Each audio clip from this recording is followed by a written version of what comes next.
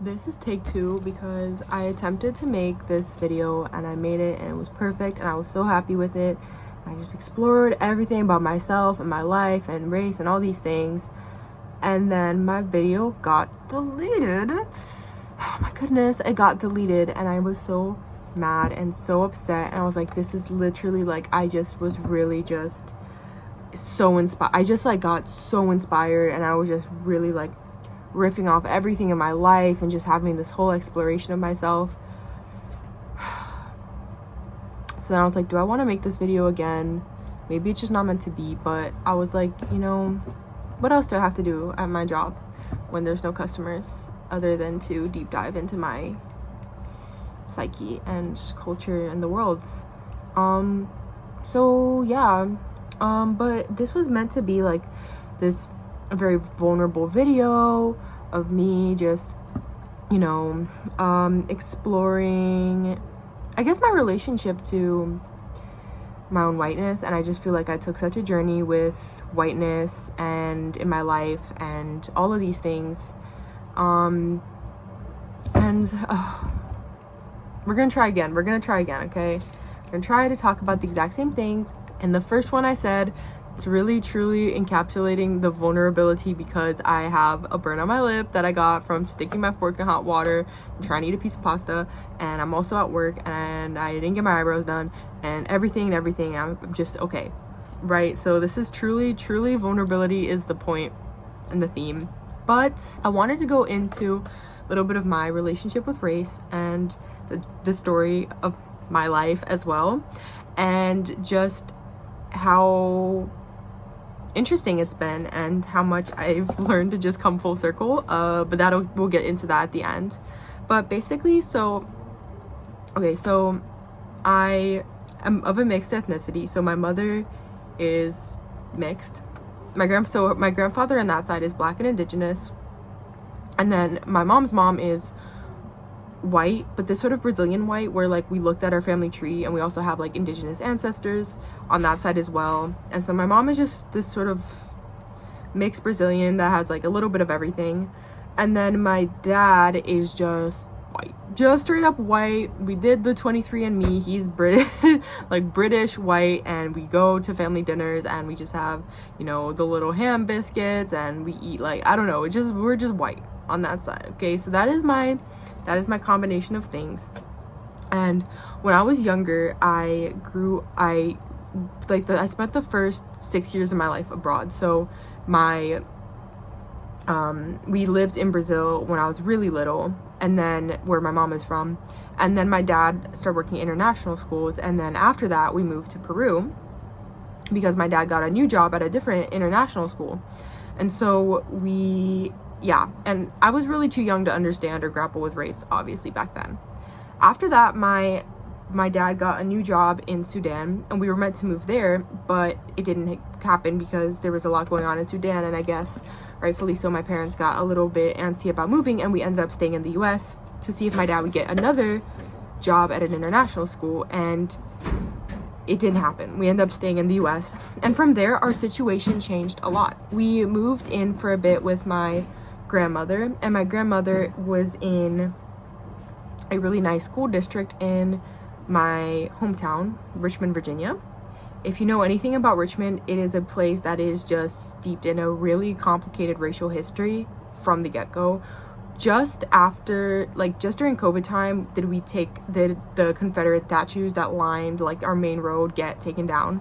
It was the capital of the Confederacy, and yet nowadays it's this sort of like indie sort of white progressive place, but there's also a really large Black population, so it's pretty complicated. It's a pretty interesting place. But that's where we moved, back to where my dad was from, and we were living with my grandmother, and she was in the school district that she was in a really sort of nice school zone in the city, with a really nice school. Now my elementary school was mostly white.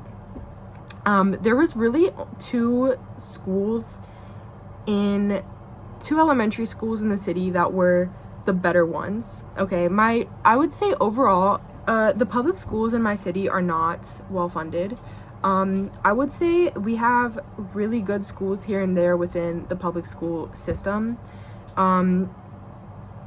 Unfortunately, a lot of those schools end up having a large white population, because if you have a wealthier neighborhood, you get wealthier schools that have, are very nice schools to go to. Teachers want to work there. They have all, the resources that they need. And they also have, I think, this more present sort of parent body that is just advocating for the kids, and they're showing up to the parent-teacher conferences, and they're showing up to the PTA meetings, and they're just pushing for their kids to get the absolute best. Now, when you go to school zones that do not have that really strong taxpayer sort of money, you are not getting parents who are doing that as well. The parents are busy. The parents are really busy. They are working, they are exhausted, or they don't have as much time to spend on that, so they are not going into all of the parent-teacher sort of, PTA meetings and just fighting for their kids to get the best things in the world, and because they have more important things to focus on. So you end up getting this sort of inequality where there's certain parts of the city that are going to have better school, better public schools, and those parts of the city, at least in my city, were white. So when we moved in with my grandmother, who was white, and she lived in, I would say like a middle class white sort of neighborhood, we had a really nice public school. So I had the privilege of going to this public school that was very well funded. The teachers cared a lot. They poured a lot of energy into us, into making the school special. And I think that it was interesting jumping into this environment because I had just come from abroad. So I don't think that when I was there, I don't think I saw myself as white per se, but I think I obviously looked like the rest of the students. But I would say, if anything, I saw myself as different, foreign. The thing is that after we moved back to the US, my financial situation changed by a lot. Though we didn't actually live near our school. We had our grandmother's address, so we were able to go to the school. And my mother and father, their financial situation changed by a lot. We very quickly, my dad ended up, instead of teaching at international school, he was teaching at public school. And then we had very little money. We were on EBT cards and everything like that. Our financial situation changed. So I think, comparing myself to other children in that school, I think I felt, if anything, foreign. I had an accent still when I first got to the school, and I had all sorts of little funny moments. I remember them teaching us how to sort of say, they were teaching us vocabulary words, and we had to draw the words. And my word was turtleneck. I didn't know what a turtleneck was. I drew a turtle with a neck, and I pointed an arrow at the neck. And so I was still actually not even perfect at English. I was still learning. So I think I got there and I was a little bit foreign, and kids told me I had an accent. I don't remember that, but one of my friends told me she remembered that I got there and I had an accent, and I had, really long hair. So I think we just had more of a foreign feel. And then on top of that, we just were in a different financial bracket very quickly. So very quickly after that. And so I obviously thought we were a bit different, but I don't think that I saw myself as different racially. Here's how drastic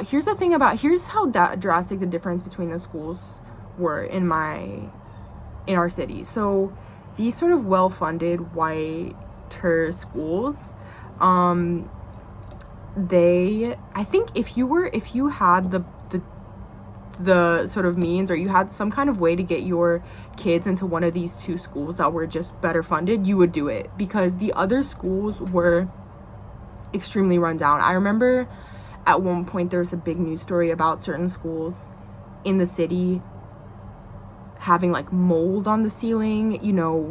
Our textbooks, the textbooks were not well kept. We didn't have up-to-date textbooks in these schools, they were just significantly, I think, those very few schools really had the funds, and I think that the rest of the schools, and I think it's really just an elementary school, but I think the rest of the schools really did not have what they needed. And I mean, a majority of the student body in my city in those public schools was Black. So the schools with the white kids were well kept, all these things, and the other schools, which were majority Black students, were not. And I think, yeah, it was really bad. And this, okay, so this is where it gets interesting. So middle school, you had the chance to, there was once again 2 schools where the white students went, or you go to private school. But there was one school in particular, which was my school, middle school, where you could apply. You could apply to a specialty program, which is an IB program. And I think already it gets complicated because actually the IB program, I would say it was definitely more mixed than my elementary school. We had white students, Hispanic students, Black students, but I think already there's going to be an inequality that starts to appear, because when you have people pouring into you, your parents pouring into you, you're going to have the grades and you're going to have the motivation, I think, from elementary school to go ahead and be able to get accepted into these programs. Okay, so I think that's something to mention. But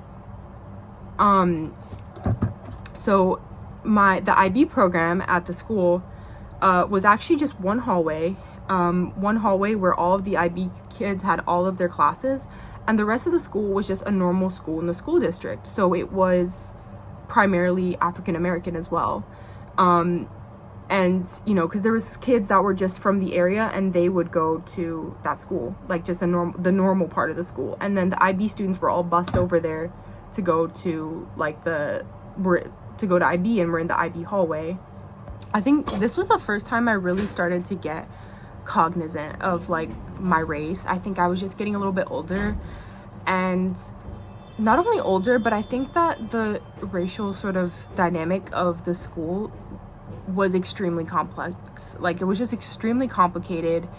And then also because we had a lot of the kids that I went to elementary school with who were just like middle class white children, and then we had kids from other schools, some of them from that other more prominent like white school. I think a lot of kids came from those two. On the one, okay, so the context, I think the racial context within this program at my school was extremely complicated because, like I said, so the majority of the school was from the neighboring area, and it was a Black sort of school zone. So majority of the school was Black and Hispanic children with maybe a few white children. And then we had this one hallway within the school that was an IB program, and within that IB program, it was a lot of the children from my white middle class school that I went to, and then from the other school that was mostly sort of more like progressive white middle class children.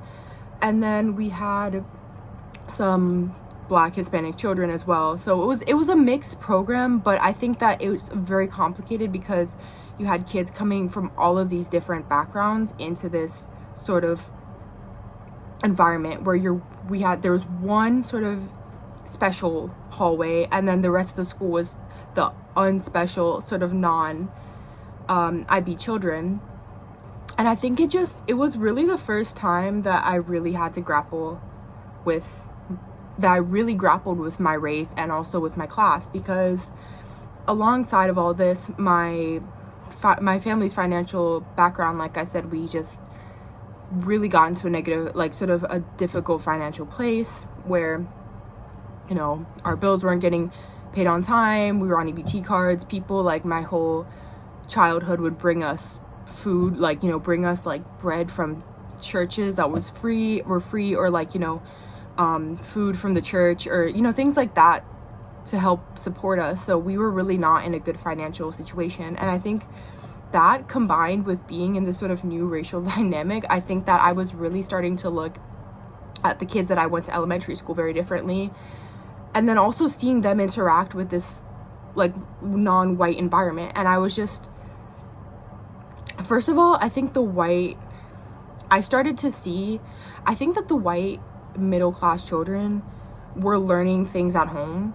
And I think, or maybe just some of them were trying to be funny, some of them were trying to be edgy, and I think that they just started to say these things that really made me be like, whoa, like that's really like I don't know. Or for example, like they would say that they were scared of the non-IB children. The non-IB children, granted, they're like, I think they were literally in a different reality than us within the school, because they very often, like, they were getting in fights.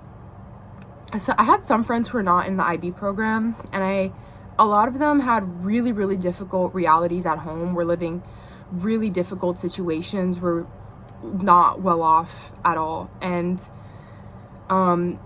they just had a much more complicated sort of upbringing. And I think, unfortunately, even though the other teachers in the school most of them were black, we had a black security guard, the children were just not treated as well as us.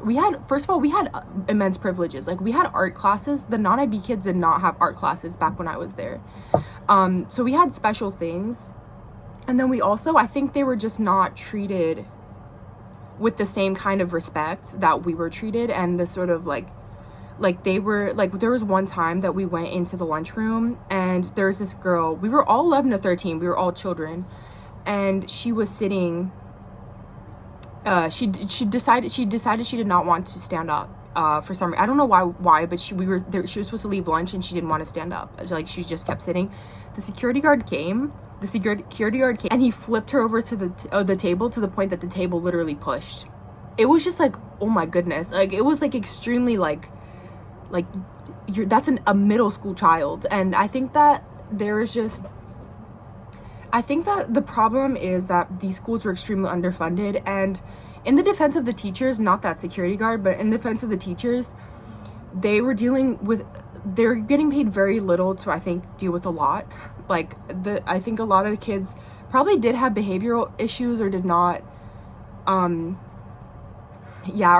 they just, because they had so much going on at home. And like, the children that came from this white school that I came from, they had significantly more privileged upbringings. And so I think that they were just coming into school with this energy, and they had never gone to a school where we had teachers like this. Like, it was a very calm environment for children. And I'm guessing that the other children did not. They already knew a lot of things that I didn't hear other children speak about in my school. Like, I never heard any child in my school talk about sex, but a lot of the kids that had come from other schools were already talking about sex, and they were already, I think they just had a different sort of relationship to the world from their life. And I think that the teachers were already treating them, I think, more gruffly, and just more like adults, or just more frustrated and like bad children. And I think that if you had tried to treat somebody in the IB program like that, particularly from the white kids, I think that would not have flown. Like, that would not, and I think the children, we did get punished from time to time, or have discipline, but it was just not, I think that you were not going to be flipping any of the children in the IB program over a table. And I think there was already just that sort of privileged distance. And I think, so going back to how the white children from my elementary school treated the situation, like, I think that, again, everybody here is like 11 to 13. I think probably they have different relationships to the world, I would think. But I think when you're that young, you're just learning. And I think, again, maybe they're picking stuff up from home, to be honest, or just already, I think they had this sort of entitlement, or the sense of their own whiteness, that I think, like, for example, like I said, somebody said that they were scared of the non-IB kids. And even back then, I think that just struck me in like a really wrong way. Like, it just felt really racially sort of motivated, because, like, I understand, like, they were getting in fights and all these things, but I think they were just treated as like violent or scary or like bad. And I think it did not help that we were sheltered to be like far away from them, not interact with them. We very rarely interacted with them, except in the lunchroom or in like the auditorium. And I think some kids really weren't open to speaking to them. And but I do think it was also this thing of like they're black and they're more violent or they're scarier. And there was also like one time, I think even within the IB program itself, I remember a girl saying that, I'm going to go into the high school situation, but there's these specialty high schools, and there's one very, very nice one that was very difficult to get into, and it's mostly white, like mostly white really. And I remember a girl saying that she thought she wasn't going to get in because they were sort of already giving all their spots to like black kids, or the black kids were going to get in, you know, and it was just this sort of like almost, and because, yeah, just because they were of a different race. That's a running theme, I'll get back to that. But I think that, yeah, already there's this sort of entitled distance, and I already had children on the school bus making comments about wealth and financial situations that, as me being like, now my family's in a different financial spot, it was already hurting my feelings and just sort of getting to me as like somebody who was not in the same financial bracket as them. So I think that just very quickly the privilege started to like emerge, and I think it was just a very, there's like this just racial clash that was going on within the school, and just these sort of privilege, these dynamics of privilege that just appeared. So now we get to high school, okay? And again, we had specialty programs for high school. We had 2 that were sort of state, they were sort of, I think, funded more by the state. You didn't have to be from the city to go there. You could apply from any school zone in the area. And then one of them was like an arts high school, and one of them was like a really, really highly intense academic high school. And then there was 2 other specialty schools that were particular to the city. One of them was like sort of like a more hippie sort of school where they had sort of classes in all parts of the city, and it was just a little bit more free-flowing. And then we had my school, which was a prep school for inner city kids. And by inner city kids, really meant black, you know, it was mostly black and Hispanic. My class was, it was a smaller school, like we had less children than the rest of the school, and my class was about probably 75 kids, and I think my class was definitely over 90% black. But I'm gonna get into that more. But anyways, so we had, but these governor's schools, the sort of state schools, if you were white in the public schools of my city, you either, I think that, again, I think there's all these sorts of different dynamics of the city that started to emerge. I think if you're white and you're progressive, you usually ended up going to one of these 2 more public schools, or you went to, if you were able to get into one of these nicer sort of governor schools, you went. But I think that what's interesting is that I think this again gets into the history of the city, that you know, the public schools, like I said, were not good, and most of the children in my public school system were black. In the counties, you mostly got Hispanic children. We had Hispanic kids at my school, but there's definitely not as many, like it wasn't the majority. And then I think most of the Hispanic community in my area lived in the counties. And then but in the counties also were a lot of white students. So again, the county schools were way better funded. I think a lot of white people did not live in the city, but in the county, unless you were, I feel like there's just more dynamics there. But I think that what that goes down to is what somebody told me, the history is that, you know, during the times of segregation, there's this white flight sort of moment where a lot of white people moved to the counties because to, I guess, get away from, they didn't want to be with a bunch of poor black people, and so they moved. And so a lot of the county schools were like a lot nicer. They were like very, very big. They were more that typical American high school that you see in the movies. Like, they were very big, very clean, very like just good. Had a lot of sports, a lot of clubs, and they were just, yeah. So that's where you'd get that more typical high school experience. So anyways, so if you were white in my city, if you couldn't get into one of those schools, like, you were probably gonna go to private school. You either go to private school, I think particularly if you're like an upper class like middle or upper class, you're gonna go to one of these sorts of, particularly if you're like middle class, upper class, you either go to county school or county school, private school, or one of these specialty schools if you could get in. Like, you definitely weren't wanting to go to the public schools. If I hadn't gotten into any of them, my parents did not have the money to send me to private school, but I did get into my school, like I said, and I have immense pride for my school. I actually wanted to get into the arts program, but they didn't accept me, so yeah. But anyways, I ended up going to my high school, which I loved. It was great. I loved it. Was really small. I mean, the difference was pretty clear, even though my school was still majority black, like it was like 90-something% black. I think just the difference in how the teachers like engaged with us was just so different. I think that, you know, like they just really cared about us. They really wanted to see us succeed. They wanted us to sort of, yeah, they were just really like personal with us, and really just the whole thing about my school, like I said, it was like a prep school for like inner city kids. And the cool thing about them was they tried to get like 100% of the kids at my school into college, which I think is a really, really big deal in terms of the context of my public school system, and also just like really wanting these black students to really succeed and flourish. It was like, I think that's amazing. And I think my entire class, a good majority of my class, I think, went to college. A lot of kids got into really good like HBCUs and things like that.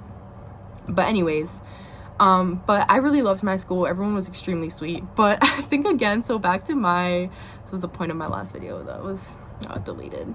But I think the point is that, so there was definitely a lot more grappling with my race when I got there, because I was just getting older, and also because I was one of the few white kids. I was really one of the few white kids at my school. There was not very many of us, and it wasn't a bad thing. Like, it wasn't, I think it was kind of like a funny thing, like, or just like, yeah, I think if you're a white kid, like, you know, you're one of the white kids in the school. Like, it's just, I don't know, I think people had like, obviously no one is getting bullied for being white. Like, it was not a big deal, but I think it was just sort of like a funny thing. Or sometimes I think it was just like a silly thing. Like, it was just sort of like people would mention it. Like, I remember one time, I know it's just because he was a white boy, but people were trying to like put me together with this guy, and we were like, we literally don't like each other, and they were just like acting like we were like a couple, and we were like, we don't like each other. And he just happened to be one of the only other white boys in my class. And then the yearbook, it came like the end of this was like my first year, the end of the year came, and they had us all, like, they voted for cutest couple that's not a couple was like one of our categories, and they voted for us, and we were just like, we literally we are just two white people, like, please, like, we do not like each other. But I think it was just kind of like a funny thing. It was not a big deal at all. But around this time, okay, so I was in high school from like 2015 to 2019. So around this time, there was this really sort of big cultural shift. This is when the Kardashians started to get really popular. Particularly Kylie Jenner started to have her moment, and Kylie lip cosmetics were really big. You know, that's when I think she started to really go hard on the lip fillers, and it started to become sort of like a trend or beauty standard. You know, the like Snapchat filters were a big thing. I think the makeup style also got more like glammed up, and it got popular for people to like overline their lips and things like that. So also around this time, this was when Miley Cyrus, or this was like around the time that Miley Cyrus first got, like, it blew up for twerking. And I think that it just started to shift into this era of white women. Like, I feel like if you were a cool white girl, you started to like blackify yourself, and you just started to sort of incorporate, I feel like you just were like, you were just sort of incorporating this sort of black vibe that I think people sort of copied, obviously, from things that they thought black women were doing. Now, I was not a cool white girl, okay, at all. I think I found my coolness later in my own way, and I found my coolness in college, but back in high school, I was definitely not a cool white girl. I would say I was very like quiet. I had my own vibe. Like, I think I had my own things that I was interested in, but I just was seeing the shift. And first of all, I think that I had the immense privilege, looking back, thank God, that I already, being at the school, like I already had my own friend group of like Black friends, and I think that they already sort of typecasted me as like the white girl, and it was something, you know, they lovingly, like, I think that they had already, like, I was like the white girl. And so I think it would have been very embarrassing for me to show up and be acting like, you know, like, whoa, Vicky or something, and just trying to act like I'm Black. I think that would have been like extremely embarrassing for me, and just would not have really like worked out, I think, even if I had tried. But I think that also, yeah, so I think they, you know, that was really lucky for me, I think. But I do think that I just started to feel like extremely white. I think first of all, being like the white girl at a majority Black school, but then also like I think just in this culture of like, now to be a cool white girl, you are learning how to like dance like Black people, act like Black people, and like, you know, things like that I think that I didn't really have the skill set to do that. Like I didn't have the dance moves. You were definitely not going to catch me twerking. Like if you know, I think that like if I had tried to twerk at my homecoming, I think people would have been like supportive but confused. Like definitely that was not me. And I definitely think my friends probably asked me or tried to like jokingly get me to twerk at any point in time. I definitely was not doing any of that. But I think that I just didn't really have like the skill set to Blackify myself, as I saw other like cool white girls doing. So I just, yeah, I think that was like a weird moment for me. And I think that I just started to feel really ashamed and like super white, because yeah, I think I just felt super white, and I felt like I was just really uncool, and I just didn't really like my whiteness. And it was something that I started to feel really ashamed of, because there was just this culture that was just being created. And I think that also this culture was being created in the wake of like, you know, I think a lot social media also, I think, shifted into talking about things like, you know, police brutality. And I think like just social media, I think, started to become more integrated, and we started to make it, I think, more political. And so I think that there's definitely this overall shift in like, you know, white people as well wanting to seem woke, wanting to look like, act Black or be Blacker. And just, yeah, I think there's just definitely this cultural shift that I felt like I was like, I don't know how to do that. I don't know how to do the makeup styles. I don't know how to overline my lips. I don't know how to dance. I don't know, you know, like things like that. Again, I think I found my own coolness later, but I think it was definitely not that type of coolness.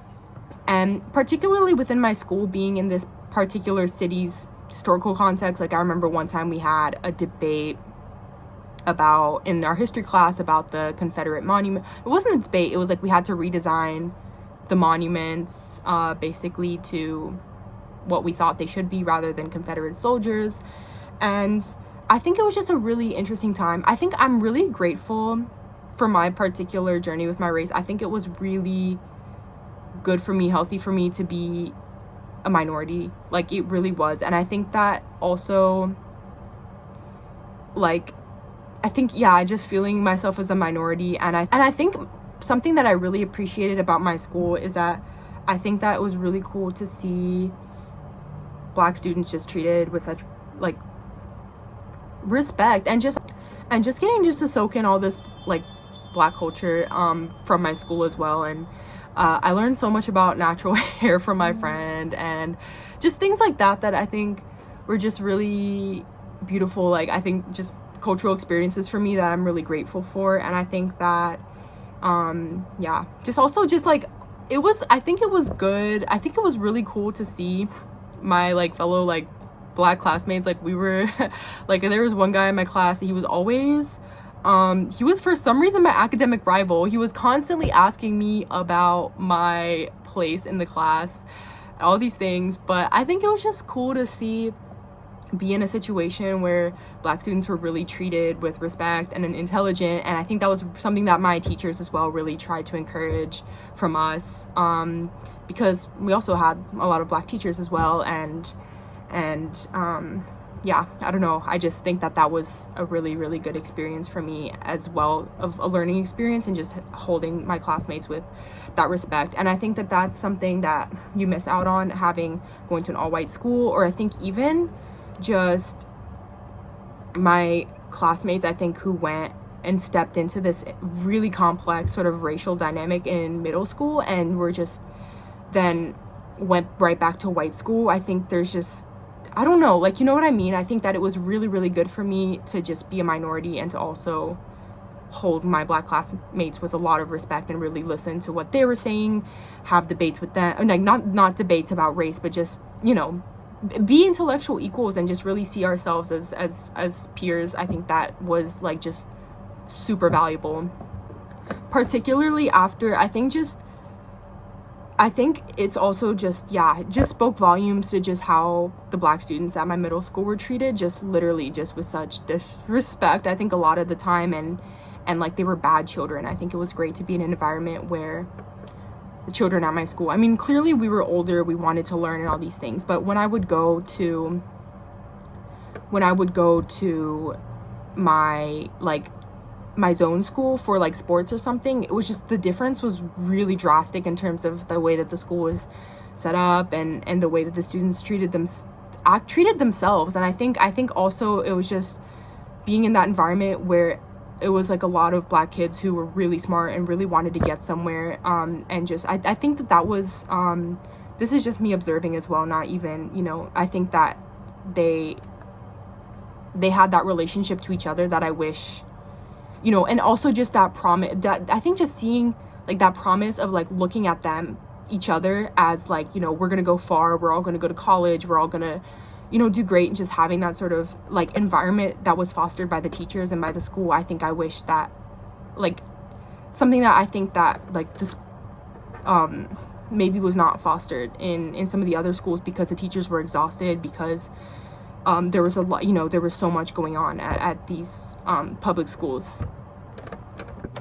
As cool as it was to see that environment, I think it still makes me think, I mean, I think it's still sad that I think that in this particular situation, black students had to be excellent to get themselves into a situation where they were going to be respected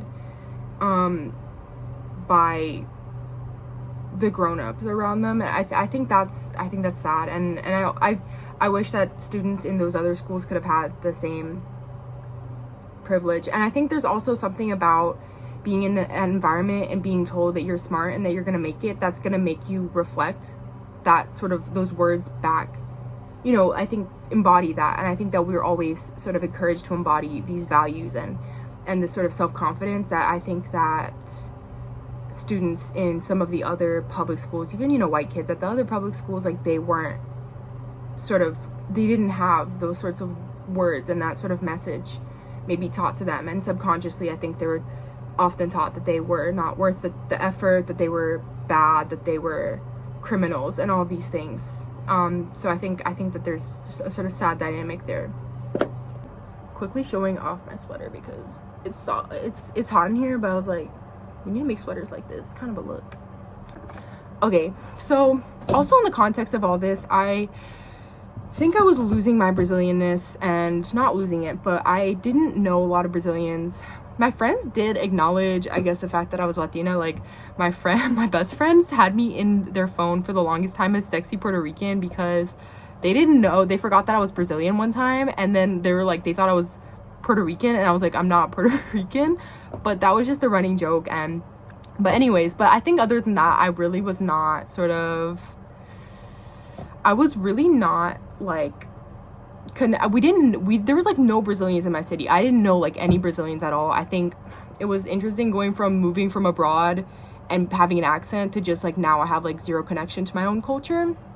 And I think that my relationship to my culture ended up being more of a topic for me, like as I moved from, I think, left high school and went into college, because I suddenly, yeah, so I got to college, and when I got to college, I was like, okay, I have just been completely disconnected, I think, from my roots. You know, my mom, obviously, she spoke Portuguese to us my entire childhood.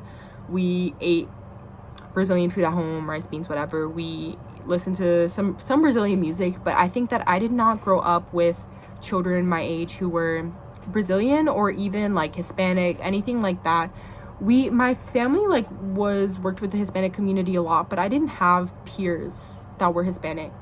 So I think I just didn't feel connected to like my Latin Americanness or something, and I just thought, you know, when I get to college, this will be my chance. I want to learn Portuguese better again because I used to be fluent. I want to just learn all about my culture and feel connected again. I think this is where it gets complicated, because I think that coming from a context of, you know, I think that I felt really like kind of embarrassed in my own whiteness throughout high school, even though the kids weren't like treating me bad or anything. Like, it wasn't embarrassing, but I think I felt embarrassed, and as a white girl, because I think that a lot of people now in culture were starting to run away from their whiteness. I think a lot of people around this era started to really want to run away from their whiteness, want to try to act black, look black, all these things. And I think that was a really complicated sort of background to be going into, trying to connect to my own culture. Now, by this point, I think that I was pretty aware, like starting to get a lot more aware racially. So I think that I had that luck in terms of how I navigated this next part of my racial journey. But I think that I felt really ashamed of my whiteness for all sorts of reasons. And okay, the point of this video is to get real, to get vulnerable, and to talk about things that I think are gonna, okay, I know this is sounding disjointed, but I actually intentionally ended that sentence midway. Talk about something a little bit more complex, okay, and get real. I think that even though externally I did not run away from my whiteness, I didn't change how I think I just had a really complicated sort of narrative that I was grappling with, and all of these sorts of dynamics that were going on the inside, that I felt a lot of tension for the last, I would say, 5 or so years about my racial identity, in the context, of my own ethnicity and everything. But I think that, so I got to college, and by magic, literally by chance, I was not intending on this at all, I made all Hispanic friends right away. It was kind of crazy. I don't know how that even happened, but all of all of my friends at a point in time, like pretty much, not all of them, but most of them were Hispanic. And it was my first time in that context, I think. And I think that was really interesting for me, because I started to see, like, I guess what younger like Latino people would like do, or like that kind of culture. And I think there was so much at play for me in college internally. I was taking a lot of classes about race, about Latin America. I was learning so much. I took one amazing one. This is my favorite one. The one class I got an A+ in, that, yeah, it was Race and Decolonial Dialogues in the Americas. Amazing class, taught by a Brazilian woman. It was just extremely eye-opening. We read so much about race, and at the same time, I was trying to integrate myself back into my own culture. And I think that was a complicated task, and I think a complicated task for my whiteness as well, and what I thought that it meant. Because I think that I had this really, okay, the whole point of this video, the first time that I recorded it, was to have a little bit more of like, let's be vulnerable, let's get embarrassing, and let's be open and honest, so that other people don't feel embarrassed about the path that they take with their whiteness, with their race, whatever, okay? So I'm gonna tell you my vulnerable thought process that I went through. Judge it all you want, but this was, I think, the process I went through internally. I think that there's a part of me that really felt like I wished I could run away from my whiteness, you know? I think that that's clearly a lot of white people were in the same boat. I think we started to have this sort of collective conversation about race. Particularly my first year at university was COVID, and that's when all of the Black Lives Matter protests were happening, and there was just a lot, I think also a lot of guilt and conversation getting thrown around. It was a very complicated conversation we were all having. Even in my city, we actually finally took the Confederate statues down. So complicated moment, and I think that it was a moment that everybody was called to be an activist and to speak up, because we all have the free time, we know we're all here. And I think that there was a lot of guilt, a lot of shame, I think, around being a white person. And I think that there was a part of me in this really complicated sort of story that I was having with myself and in trying to integrate back in my culture, that thought, maybe as I connect to my culture, I will be less white. Okay, maybe this was, I think that I was very aware of the complicated nature of this thought process and intention with it. But I think that it was there. And I think that I grappled so much with that idea. And I think that there was times that subconsciously, I think I just had such a complicated sort of dynamic with my own whiteness. And I think the whole point of this video was to talk about the messiness, I think, of being, I guess in my case, young, but also being in our culture and navigating racial dynamics. And I think, like, I wanted to share the more messy parts of how I processed my racial identity, because I think it's like, let's just get it all out there. I think that we shouldn't hide or feel ashamed, and I think we should just be open, because it's complicated for everybody. I think we should give ourselves that sort of grace and compassion of, like, race is really complicated, and I think we're all trying to work it out. Or cancel me. But anyways, but I think that okay, what was complicated for me, I think, was that I was now going into, I was getting older. I think I was always somebody who cared a lot about social justice, race, and all these things. But I think that I actually got a book about this recently that I'm gonna start reading. But I think that even as progressive white people, I think sometimes there's a shame of being white, and there's this embarrassment. I think particularly for me, growing up with the Kardashian era and also having been that one white kid at a black school, I think I wished I wasn't white. I wish I was less white. All of these things that I think I started to think. And I think that when I got to college and I started connecting more to my culture, I really suppressed this part of me, and then I struggled with it, and then I don't know, it was just a really complicated, I think, thing for me, where I was like, you know, as I'm connecting to my culture, am I getting less white?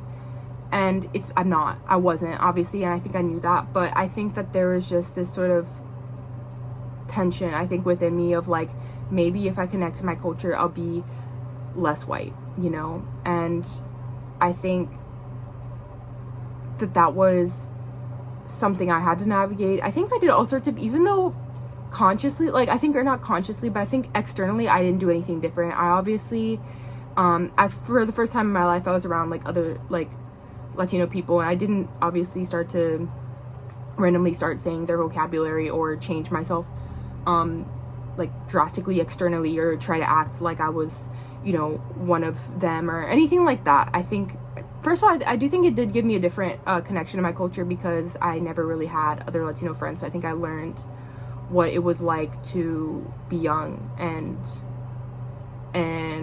have, like, you know, that heritage. I know it's a little bit different for Brazilians, but I think even so, we share a lot of similar music, food, and all these things. I think it was fun to be around other people of my culture. But I think that was more like, for example, like, I think that I started to sit with my mother's race as well and think, like, what does it mean for me? I think, again, so I didn't go out of my way, I think, to act like a different race. I don't think I changed that much. But I think, for example, I did dye my hair darker, and I think that, like, there was a part of me that thought, maybe if I dye, I know this is so embarrassing and messy, but we should get embarrassing and messy sometimes. I think, like, maybe if I dye my hair darker, I'm gonna look more like my mom and I'll look less white. I didn't, obviously.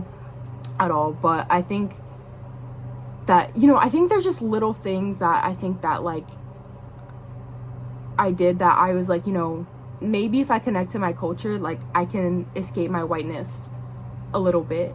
And it's like I couldn't. And I don't think that I necessarily, like, again, I think I was like sort of steeped in a lot of like racial theory and things like that to let myself dive into that like 100%, and that was a good thing. But I think that even so, I think you can be as knowledgeable as you can be and still run into some of these thought processes, because they're very emotional, and they're not even necessarily like out of malice, but I think they're just, you know, we're all human beings, and I think that we all have these little tensions with ourselves and with the collective thought processes. And I think that, yeah, but I think like it wasn't, obviously does not make me less white, because there's like white Latinos too, which I guess I'm one. And you know, I think that it didn't, and also I think that even in the little it was almost like good for me to experiment with that to a certain degree, because I think I realized that even with the ways that I tried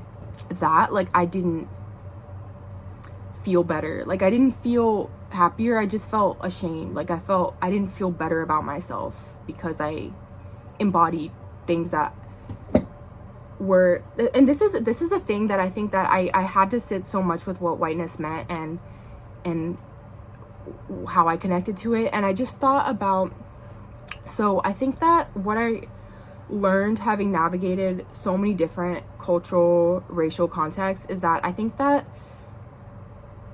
it was complicated for me growing up, because I think that obviously whiteness and race and all these things are a construct. We sort of make them up, and I think that the people that are the most sort of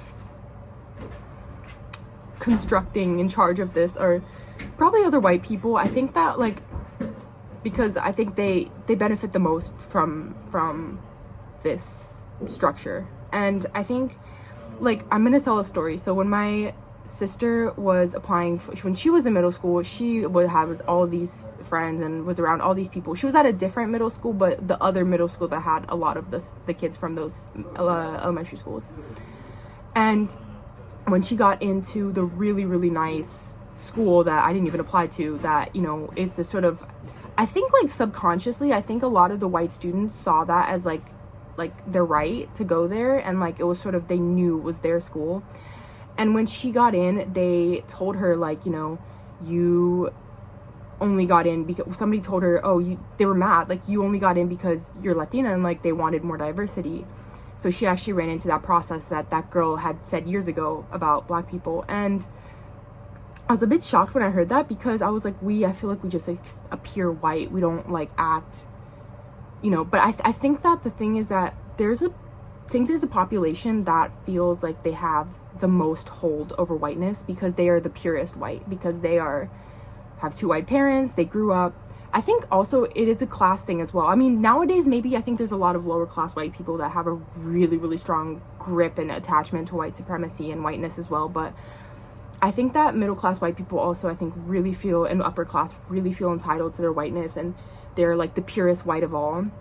And I think that I just realized that, like, even though we were white, I think still we were not, like, there's a purity element to whiteness. And I think that while they would treat us as white, obviously see us as white, I think that they still sensed our difference. And I think that the minute that we behaved in a way that made them feel like they were losing their grip over something that they cared about, like, we were less white all of a sudden. Like, all of a sudden we lost our like white card, you know. And I think that that was an important thing for me to think about too. And it doesn't, like, I think that it's more about thinking of, so I actually read in college a text by this like modern day abolitionist. I'm gonna try to link it below if I can find it, but it was all about this, about how whiteness is a construct, and how white people, like, it's really important that we don't be like complicit in it, and that when other white people try to buddy up with you in their experience of whiteness and try to be like, you know,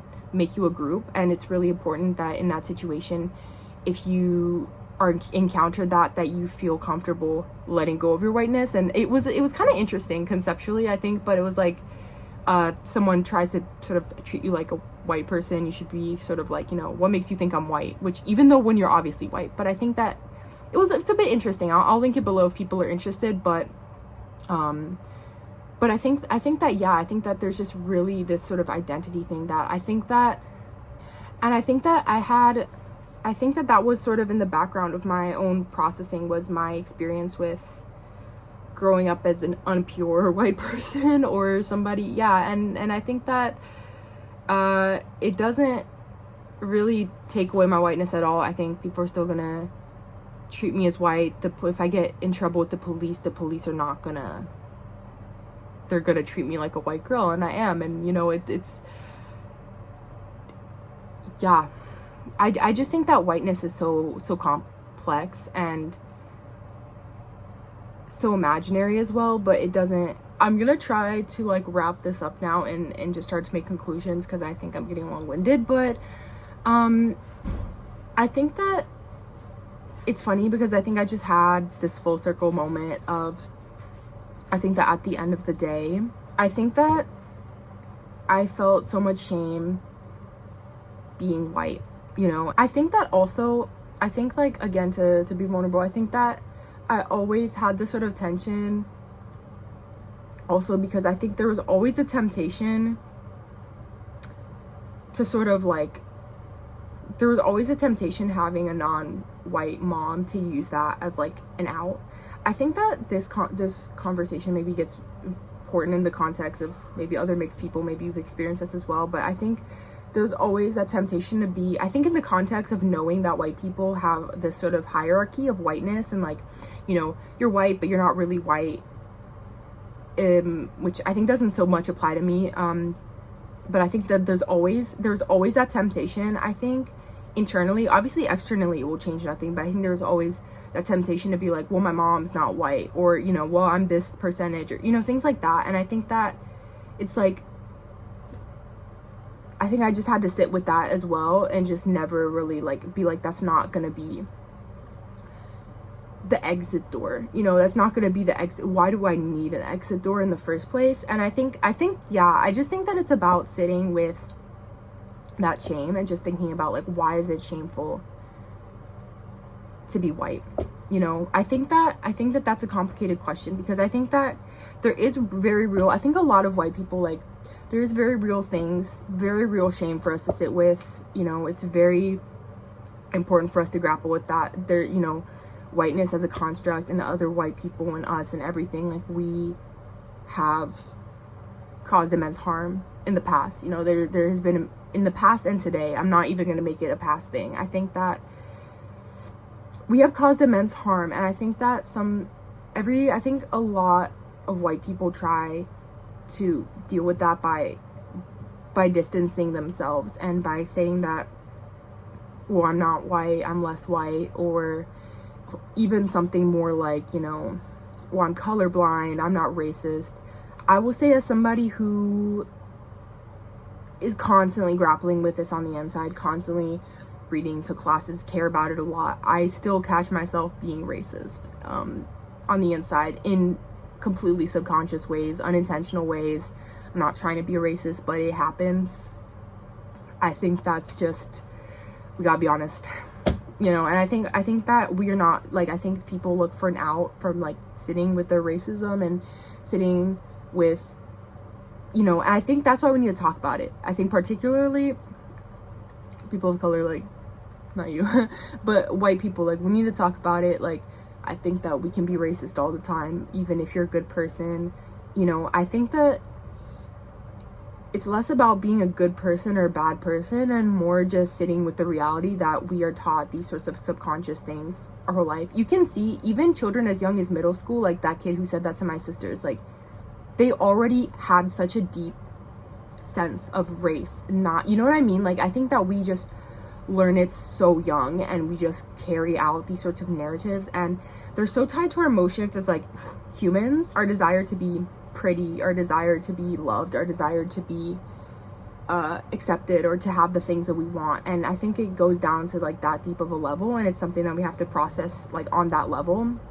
And, you know, I think I really wanted to feel beautiful. I'm gonna talk now about what actually the intention of the video was. It got so far from that, I think, both times, but I think that I've been thinking a lot about, now coming to the end of my little journey that I took with my whiteness, but I think like I have been thinking a lot recently about being a white woman and about this current beauty sort of culture that we're living in. And I think that it's hard because I think this is the first time, I think that there's now been this shift where I think that a lot of white women are feeling ashamed to look white, be white. They're trying to be blacker, they're trying to look blacker, act blacker. And I think that I never did that, but I think I still felt the effects myself on the inside. And I think that, first of all, I want to be really clear that that is not the fault of Black women or of any other woman of color. That is not their fault. Obviously we all know that, but I just want to say that I think that the low self-esteem we developed, I think, as white women in this sort of beauty culture, I think that, again, first of all, I do think that there's a political undertone to it, that I think that we're talking more about politics and we're talking more about this sort of racial history. And I think that there is a subconscious desire across the board for white people to escape their whiteness and to be more aligned with Black people, for Black people to like them. I think that I noticed, getting real down and dirty, okay, now it's getting real down and dirty.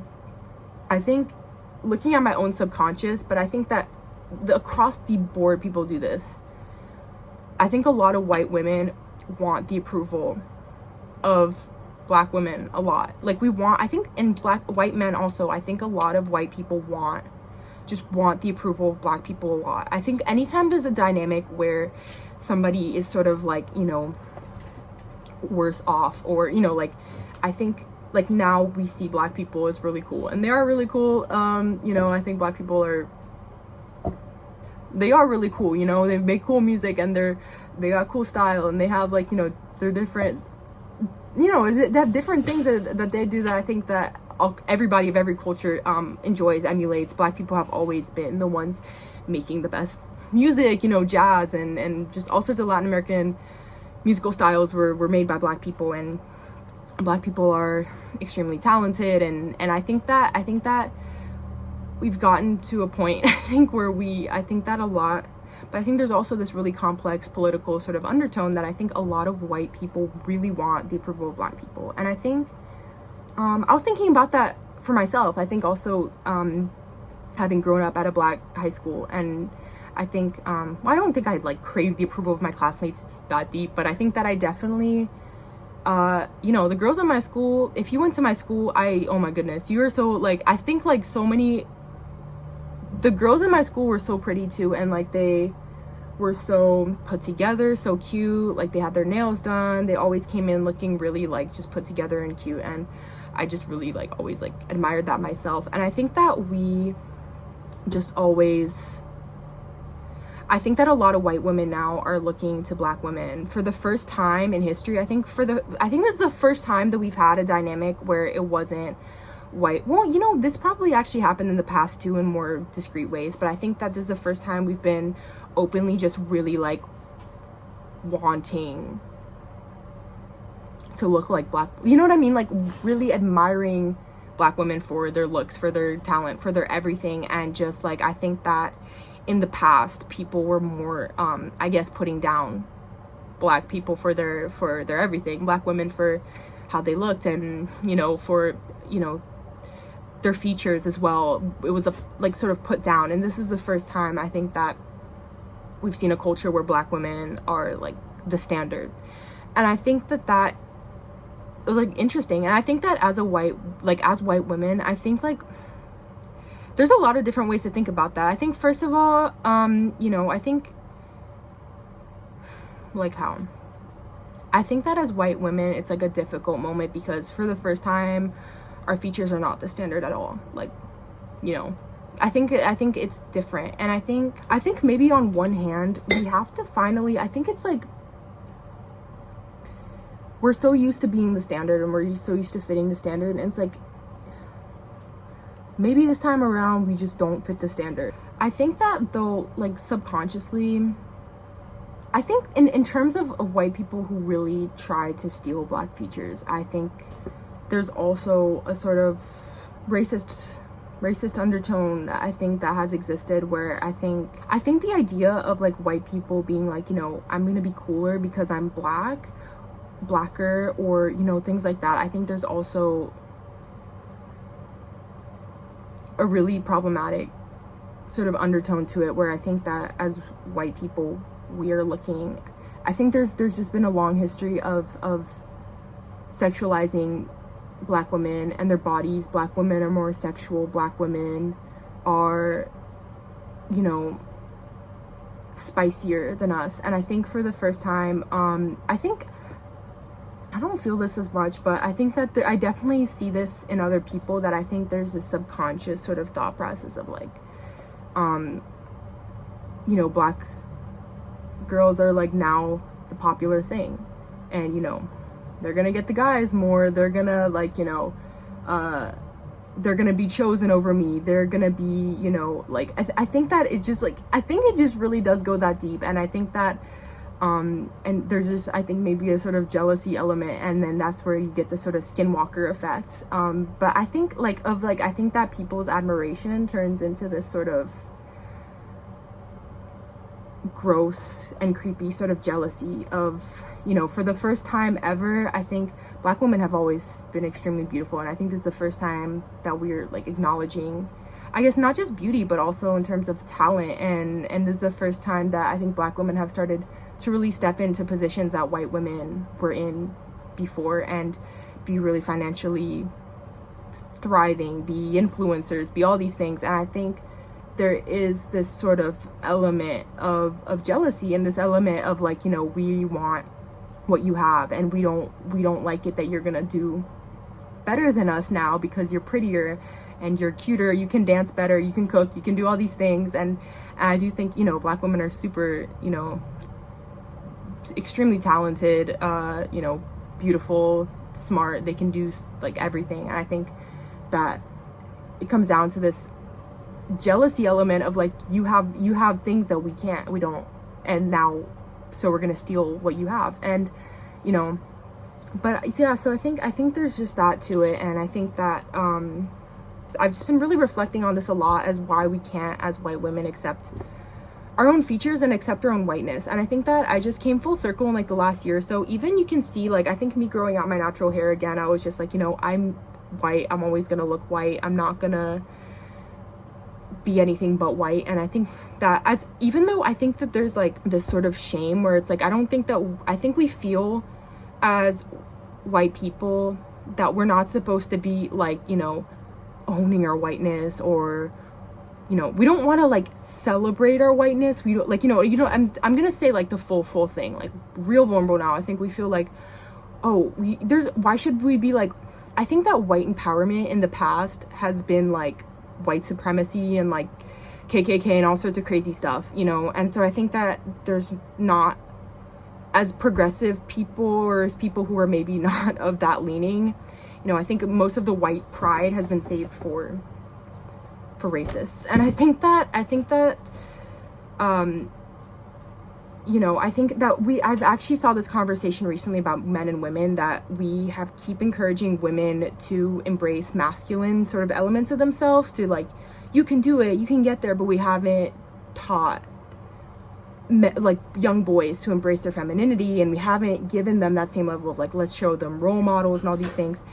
I'm not saying there's not a direct sort of copy. We don't want that exact, you know, white people have plenty of role models. But I think there's this anxiety about being comfortable in our whiteness and being okay with our whiteness that feels like it's like this sort of white pride thing. And I don't think that we should have white pride. I don't need white pride. I don't feel the need for it. Nobody needs that. But I think it's more just about being comfortable in our own skin and okay in our own skin, and we don't need to crawl out of our own skin and get in somebody else's skin. Like, you know, I think that we can do more for people and do more for society, just being like, hey, I'm comfortable in my whiteness. And I was like, you know, I think that obviously it's not revolutionary, it's not like, you know, I think people have been comfortable in their whiteness for most of history, but I think like in the context of us being uncomfortable, I think that we should just be like, you know, I think that it's like we need to start getting comfortable in our whiteness. And like, I know this is seeming so like